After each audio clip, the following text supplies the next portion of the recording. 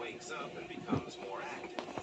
Another surprising way we might be stressing our kidneys is by drinking very cold water, especially during or immediately after exercise.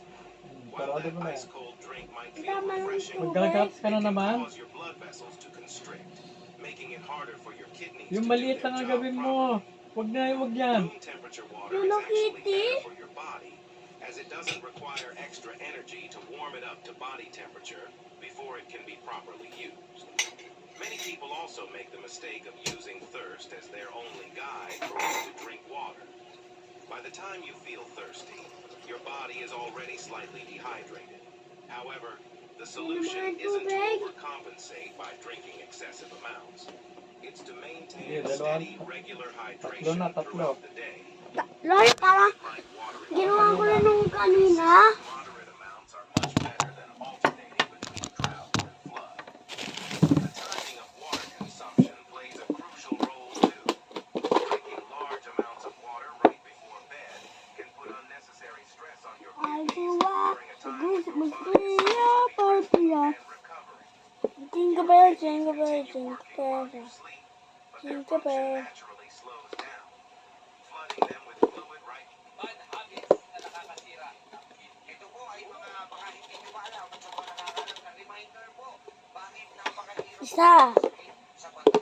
Okay, hindi lang po yun. dalawa, Hindi. Naririnig naman talaga natin recently tapos kalahati, ang nagkakaroon ng problema tapos sa kidney. tatlo.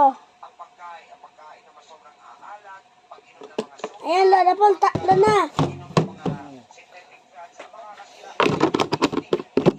Hindi ginagawa ang malalayo sa pang-araw-araw na buhay. Punasan mo yan, basa yan. Hindi. Pigil ng ihi o madalas na pagtimbang ng painkillers ang lahat ng mga kidney. At nagiging dahilan ng pagkasira nito ang hindi pagkakaroon ng sapat na tulog. Ang mahalaga ng pagkakaroon ng sapat na tulog para sa ating kalusugan at alam din ba na ang hindi pagkakaroon ng sapat na tulog ay nakakasama din sa ating kidney. Bakit? Ang ating kidney ay mayroong sinusunod na circadian rhythm o isang 24-hour cycle na nare-regulate ang kanilang function at activity. Kita nyo ha? Ibig sabihin sa 24 hours May bubuo pa ka na kutsara. cycle. During that cycle, trabaho siya ng trabaho, pero Dito. nakakakuha ng sapat Lola Paul, yung lamping ko, isa na lang lamping ko. Ha? Isa na lang?